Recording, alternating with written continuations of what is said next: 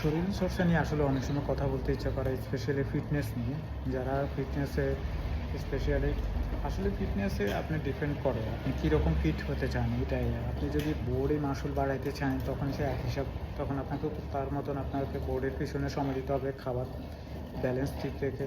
তো এটা হচ্ছে একটা ব্যাপার। আর আরেকটা ফিট থাকা হচ্ছে সেটা হচ্ছে যে আপনি ধরেন বিজনেস প্রজেক্ট বা আপনার পড়াশোনা বা আপনি অন্যান্য কিছু মেনটেন করতে চান, তখন আপনাকে যে একরকম আপনাকে ফিট হতে হবে। তখন একরকম খাওয়া দাওয়া বা একরকম রুটিন ফলো করতে হবে। যেমন আপনি যদি আপনি মাসুল গ্রোথিং করতে চান বা আপনি কম্পিটিশনে যান, তখন আপনাকে যখন যখন তখন এক্সারসাইজ করতে হবে। এটা টাইম টেবিল অত বেশি জানে, কিন্তু আপনি যখন বিজনেস ওনার, প্রজেক্ট ওনার বা আপনি চাকরিজীবী অথবা পড়াশোনা করেন বা এনি প্রজেক্ট নিয়ে এনি উদ্যোক্তা হয়ে কিছু করতেছেন, তখন কিন্তু আপনাকে ফিট হয়ে আপনি ওই কাজগুলো পরিচালনা করতে হলে আপনাকে অবশ্যই মর্নিং রুটিনটা ফলো করতে হবে। মর্নিং রুটিনে যদি আপনি ফলো করেন তাহলে আপনি দিনে অন্যান্য সময় কাজ করবেন, তখন আপনি আপনার বিজনেস প্রজেক্ট, জব বা স্টাডিমূলক অন্যান্য সব কাজে আপনি সময় দিতে পারবেন। তো আপনি মর্নিং রুটিনটা কী? মর্নিং রুটিনটা হচ্ছে আপনি আধা ঘন্টা 1 ঘন্টা আপনি হাঁটাহাঁটি বা রানিং অথবা এরকম সাইক্লিং বা কিছু করতে পারেন, যে মর্নিং সকালবেলা আপনি কাজটা শুরু করলেন,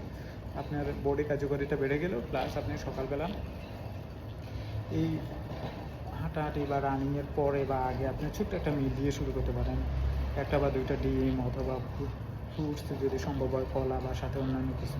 তো এগুলো দিয়ে আপনি যদি শুরু করেন তাহলে আপনার কি, আপনার বডি, যেমন কি আপনার এক্সারসাইজের কারণে আপনার বডি কার্যকারিতা বেড়ে গেলো, আর খাবারের কারণে আপনি এনার্জিটা পেলেন, আপনি সারাদিন কুত্তার মতন কাজ করার আপনার খুবই ভূমিকা রাখবে। আপনি লাঞ্চ চাইলে স্টার্টিংয়ে হয়তো পারবেন না, তা না হলে বলতাম যে আপনি সকালবেলা ওই যে আধা ঘন্টা 1 ঘন্টা আপনি একটা মিল রেডি করে রাখতে পারেন, যেটা দুপুরে আপনি আপনি কাজের মাঝখানে আপনি খেয়ে ফেলতে পারেন। 10 মিনিট 15 মিনিটের ভিতরে দেখা গেছে আপনি লাঞ্চের মিলটা শেষ করে ফেলতে পারেন।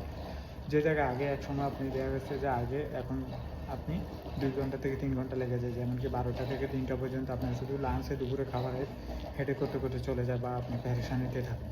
তো সেটা কিন্তু আপনার সকালবেলা যদি রেডি থাকে তাহলে আপনি দুপুরে জাস্ট একটু গরম করে বা একটা এনভায়রনমেন্ট তৈরি করে আপনি 10-15 মিনিটে খেয়ে ফেললেন। এ হচ্ছে আপনার দুপুরের খাবারটা। এই যে এটা কিন্তু খাওয়া আপনার সকালবেলা মর্নিংয়ের রুটিন ফলো করার কারণে আপনার কিন্তু দুপুরের বেনিফিটটা পাচ্ছেন। আর দুপুরের বেনিফিটের ওই যে আপনি সময়টা আপনি খাওয়া দাওয়া টেনশন করতে হচ্ছে না। আপনি আপনার প্রজেক্ট, বিজনেস বা আপনার স্টাডি বা আপনার জব, এগুলোতে যদি আপনি কনসিস্টেন্টলি আপনার মনোযোগ সহকারে দেন, তাহলে আপনার প্রোগ্রেস প্লাস আপনার গ্রোথিংটা হবে। আবার পর্যাপ্ত পরিমাণে সময় পাবেন, প্লাস আপনি অন্যান্য প্রজেক্ট বা নতুন কিছু নিয়ে বা নতুন কিছু বিজনেস, নতুন কিছু আইডিয়া নিয়েও কাজ করতে পারবেন। ঠিক আছে, সবাই ভালো থাকবেন আর মর্নিং রুটিনটা ফলো করবেন।